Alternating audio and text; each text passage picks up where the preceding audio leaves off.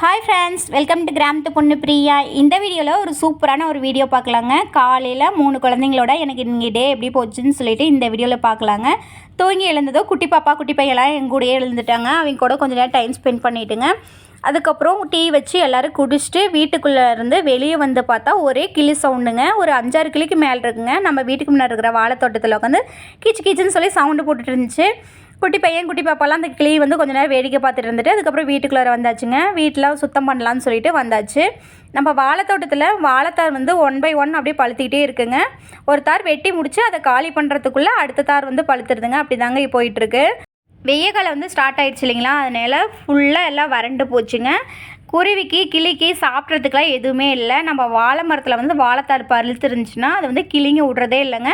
பாதி பழத்தை அதுவே சாப்பிட்றது. சாப்பிட்டது போக மீதி மட்டும் வெட்டி வச்சு நம்ம யூஸ்க்காக யூஸ் பண்ணிக்கிறதுங்க. பாப்பாவுக்கு வந்து நேம் எழுதி கொடுத்துருந்தேன். அது பாப்பா வந்து எழுதிட்டு இருக்காங்க. இப்போ தான் பாப்பா வந்து கொஞ்சம் கொஞ்சமாக ரைட்டிங் ஒர்க் வந்து ஸ்டார்ட் பண்ணிகிட்டு இருக்காங்க. அடுத்த வருஷம் ஒன்றாவது வந்து சேர போகிறாங்க இல்லைங்களா, அதனால கொஞ்சம் கொஞ்சமாக இப்போயே எழுதுறதுக்கு வந்து பழக்கிட்டு இருக்காங்க. நைட்டு வந்து தூங்குறது மோஸ்ட்லி இப்போ ஹாலில் தாங்க. ஏன்னா பயங்கரமாக வேர்க்கு. உள் ரூமில் வந்து படுக்கவே முடியாதுன்னு சொல்லிட்டு ஹாலில் பெட் எடுத்து போட்டு லைனாக படுத்து உருட வேண்டியதாங்க. இப்படி தாங்க போயிட்டுருக்கு. நம்ம பெட்டில் எடுத்துகிட்டு போய் உள்ளே அரேஞ்ச் பண்ணிவிட்டு தலகாணில்றது எல்லாம் எடுத்துகிட்டு போய் உள்ளே ஷிஃப்ட் பண்ணிவிட்டு ஃபுல்லாக என்ன வீட்டை ஊட்டி க்ளீன் பண்ணிட்டு தாங்க சமையல் வேலையை வந்து ஸ்டார்ட் பண்ணோம். குட்டி பையனுக்கு வந்து பசி ஆயிடுச்சுன்னு சொல்லிட்டு சப்போட்டா பழம் வந்து சாப்பிட்டுட்டு இருக்கான். மெத்தை தலகாணி பெட்ஷீட்டு எல்லாமே உள் ரூமில் மடித்து எல்லாம் நீட் பண்ணி வச்சதுக்கப்புறம் உள் ரூம்லேருந்து எல்லாமே கூட்ட ஸ்டார்ட் பண்ணியாச்சுங்க. வீடெல்லாம் கூட்டி முடிச்சுட்டு சமைக்க ஸ்டார்ட் பண்ணோன்னா சீக்கிரம் வேலை முடிஞ்ச மாதிரி இருக்குங்க. அதனால் நான் வந்து இந்த வேலையை பண்ணிகிட்ருக்கேன். பாப்பாவில் ப்ரஷ் பண்ணிகிட்டு இருக்காங்க. குட்டி பையன் நல்லா ஜாலியாக சோபா மேலே படுத்துட்டு டிவி பார்த்துட்ருக்காங்க. குட்டி பையன் தூங்கி எழுந்ததும் வயிற்றுக்கு வந்து ஏதாவது ஒன்று கொடுத்துட்டோன்னா வயிறு கொஞ்சம் ஃபில் ஆயிடுச்சுன்னா போதுங்க, அவன் உடனே ஜாலியாக டிவி பார்க்க வந்து ஸ்டார்ட் பண்ணிடுவான். அவன் கொஞ்சம் நைன்னு ராவடி பண்ணுறதுக்குள்ளே நம்ம வந்து வீட்டு வேலையெல்லாம் முடிச்சுட்டு சமையல் வேலையை வந்து முடிச்சிடணுங்க. சமைக்கிறதுக்கு மோஸ்ட்லி ஒரு நாளைக்கு ரொம்ப ராகராதி பண்ணுவான். அவங்க அப்பாவுக்கு நீங்கள் டே ஷிஃப்ட்னால காலையில் 5:30க்கே வேலைக்கு வந்து கிளம்பிட்டாங்க. மதியம் 3 மணிக்கு மேலே தாங்க வருவாங்க. அதனால் குழந்தைங்கள வந்து நேரமாக ஸ்கூல் கிளப்பி விடணுங்க. இந்த வீடியோவில் ஒரு முக்கியமான டாபிக் பற்றி உங்கள் கூட ஷேர் பண்ணிக்கணுங்க. சில பெண்களுக்கு வந்து அப்படின்னா என்னன்னு சொல்லி தெரியும். ஒரு சில பெண்களுக்கு வந்து அதை பற்றி ஒரு அவேர்னஸே இல்லாத இருப்பாங்க. அவங்களுக்காக ஒரு சில டிப்ஸ் வந்து இந்த வீடியோவில் சொல்கிறேங்க. பிசிஓடி அப்படின்னு சொல்லிட்டு நிறைய பெண்கள் வந்து கேள்விப்பட்டிருப்பீங்க. இப்போ இருக்கிற பெண்களுக்கு வந்து அது வந்து ரொம்ப ஒரு மோஸ்ட்லி அதிகமாக இருக்கிற ஒரு ப்ராப்ளம் என்னென்னா பிசிஓடி, அதாவது கர்ப்பப்பையில் இருக்கிற நீர்க்கட்டின்னு சொல்கிறாங்க. அது வந்து எதனால் வருது, அதுக்கு நம்ம வந்து எது மாதிரி ஃபுட்ஸ் எல்லாம் கொஞ்சம் ஹேண்டில் பண்ணோம்னா பீரியட்ஸ் வந்து ரெகுலர் ஆகும்னு சொல்லிட்டு எனக்கு தெரிஞ்ச ஒரு சில டிப்ஸை உங்கள் கூட நான் ஷேர் பண்ணிக்கிறேங்க. பிசிஓடி அப்படின்னா என்ன அப்படின்னாங்க, கர்ப்பப்பையில் சினைப்பைன்னு சொல்லிட்டு நம்மளுக்கு எல்லா பெண்களுக்குமே இருக்கும். அந்த சினைப்பையில் இருக்கிற கருமுட்டை வந்து வளர்ச்சியாகும்போது அது வந்து ஃபுல்லாக வளர்ச்சியாகாத சின்ன சின்ன கருமுட்டையாக நிறையா வளர்ச்சியாக வருதாங்க. கர்ப்பப்பையில் வந்து நீர்க்கட்டி அப்படின்னு சொல்லுவாங்க. நீர்க்கட்டி இருந்தாவே பீரியட்ஸ் வந்து ரெகுலர் ஆகாது. இர்ரெகுலர் பீரியட்ஸ் வந்து நிறையா பெண்களுக்கு வந்து இருக்குங்க. அது இருக்கும்போது நம்ம குழந்தைக்காக பிளான் பண்ணும்போது அது வந்து கண்டிப்பாக டிலே ஆகிறதுக்கு நிறையா சான்ஸ் இருக்குங்க. அதனால் பீரியட்ஸ் வந்து ரெகுலர் பண்ணிக்கிறது ரொம்ப ரொம்ப இம்பார்ட்டன்ட். இந்த டாபிக் பற்றி நான் பேசுகிறேன்னா, நம்ம வீடியோவை வாட்ச் பண்ணுற நிறைய பெண்கள் வந்து அந்த 25 ஏஜ்லேருந்து 35 ஏஜுக்குள்ளே இருக்கிற பெண்கள் வந்து நிறைய பேர் வந்து வாட்ச் பண்ணுறாங்க. அவங்களில் ஒரு சில பெண்களுக்கு வந்து குழந்தை இல்லாத ப்ராப்ளம் கண்டிப்பாக இருக்கும். அது மாதிரி இருக்கிற பெண்களுக்கு இது மாதிரி டாபிக் வந்து கண்டிப்பாக யூஸ்ஃபுல்லாக இருக்குன்னு சொல்லி தாங்க இந்த வீடியோ உங்கள் கூட ஷேர் பண்ணிக்கிறேன். பிசிஓடின்னு சொல்கிற இந்த நீர்க்கட்டி நம்மளுக்கு எப்படி வருது அப்படின்னாங்க, நம்ம உடம்புல இருக்கிற ஹார்மோன் இன்பேலன்ஸ்னால தான் இந்த பிரச்சனை வந்து வருது. அதை எப்படி ஈஸியாக சரி பண்ணலாம் அப்படின்னா, நம்ம உணவு பழக்க வழக்கங்களில் வந்து ஒரு சில விஷயத்தை வந்து மாற்றிக்கணும்.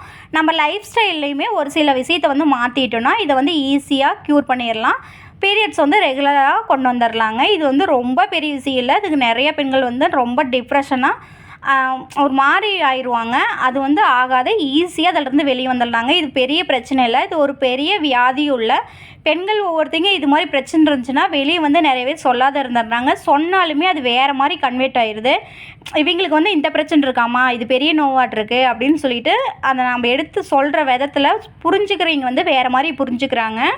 அதனால் இதை வந்து வெளிப்படையாக பேச வேண்டிய ஒரு டாபிக்ங்க. இது மாதிரி பிரச்சனை இருந்துச்சுன்னா இதுக்கு என்ன பண்ணலான்னு சொல்லிட்டு சொல்யூஷன் வந்து நீங்கள் பார்த்து தெரிஞ்சுக்கோங்க. பிசிஓடி பற்றி நீ சொல்கிற, உனக்கு எப்படி பிசிஓடி பற்றி தெரியும் அப்படின்னு சொல்லிட்டு ஒரு சில பேர் கூட நினைப்பீங்க. எனக்குமே ஃபஸ்ட் வந்து பிசிஓடி இருந்துச்சுங்க. அதை வந்து நான் எப்படி சரி பண்ணேன்னு சொல்லிட்டு தாங்க ஒரு சின்னதாக ஷார்ட்டாக உங்கள் கூட வந்து நான் ஷேர் பண்ணியிருக்கேன். இதை பற்றி ஃபுல் டீட்டெயில் வேணும் அப்படின்னா கண்டிப்பாக சொல்லுங்கள், நான் உங்கள் கூட ஷேர் பண்ணிக்கிறேன். நம்ம வீடியோவை நிறையா ஆண்களுமே பார்த்துட்ருக்கீங்க. உங்களுக்குமே இது மாதிரி விஷயம் கண்டிப்பாக தெரிஞ்சு வச்சுக்கோங்க. ஏன்னா உங்களோட அக்கா தங்கச்சி ஒய்ஃப்னு சொல்லிட்டு எல்லாருமே இருப்பாங்க. அவங்களுக்கு இது மாதிரி ஏதாவது ஒரு ப்ராப்ளம்னா எப்படி இதை வந்து ஃபேஸ் பண்ணலான்னு சொல்லிட்டு உங்களுக்குமே தெரிஞ்சிருக்கணும்.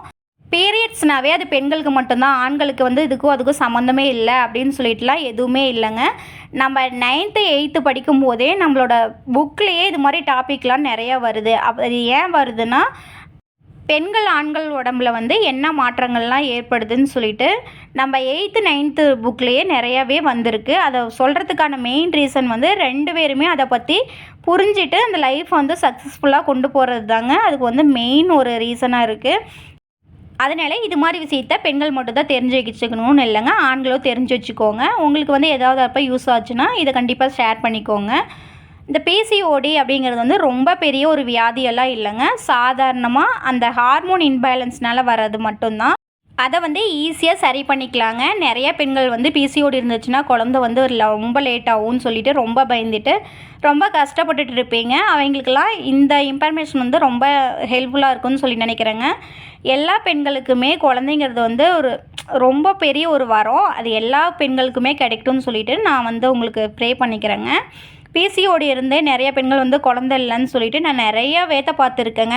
ஹாஸ்பிட்டல் போனாவே இப்போ மோஸ்ட்லி இந்த பிரச்சனை வந்து ரொம்ப அதிகமாக இருக்குது.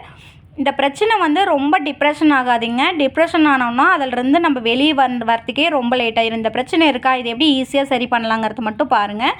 அப்படி இருந்தாவே பாதி பிரச்சனை வந்து சரியாயிரும். அதை விட்டுட்டு நம்ம அதையே நினச்சி ரொம்ப குழம்பிட்டு இருந்தோம்னா அதுவே நம்மளுக்கு பெரிய வியாதி மாதிரி இருந்துருங்க.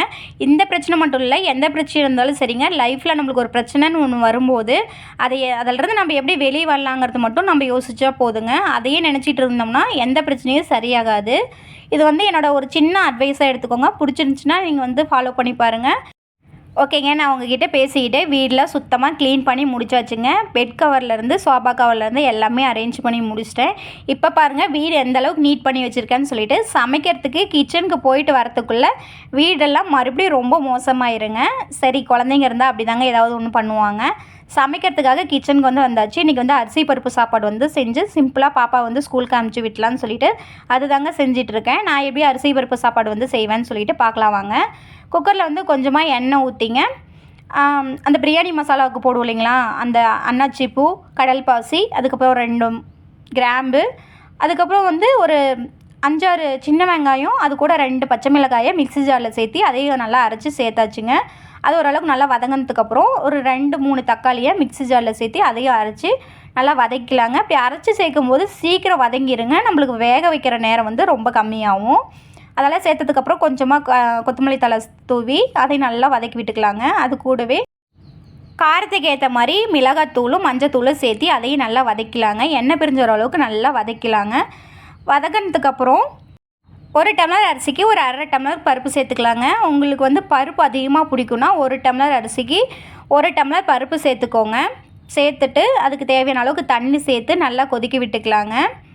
நான் வந்துங்க 1 டம்ளர் அரிசி 1 டம்ளர் பருப்பு சேர்த்துருந்தேன். 3 டம்ளர் வந்து தண்ணி சேர்த்துருந்தேங்க. சேர்த்து தேவையான அளவுக்கு உப்பு சேர்த்துட்டுங்க. நல்லா கொதி வந்ததுக்கப்புறம் மூடி போட்டு விசில் போட்டு விட்டாச்சுங்க. 2 விசில் விட்டு எடுத்துட்டேன். சூப்பராக சாப்பாடு வந்து ரெடி ஆகிடுச்சு. பாப்பாவையும் குளிக்க வச்சு ஸ்கூலுக்கு வந்து கிளப்பி விட்டாச்சுங்க. பாருங்கள், தலையெல்லாம் நீட்டாக சீவி விட்டாச்சு. சாப்பாடுமே ஊட்டி விட்டு ஸ்கூலுக்கு வந்து தாட்ட வேண்டியதாங்க. பாருங்கள், அவங்க எவ்வளோ ஜாலியாக விளாண்டுட்டு இருக்காங்கன்னு சொல்லிட்டு ஸ்கூல் போகிறங்கிற அந்த கொஞ்சம் கூட பயமே இல்லாத ஜாலியாக விளாண்டுட்டு இருக்காங்க. இப்படி தாங்க இன்றைக்கி போச்சு.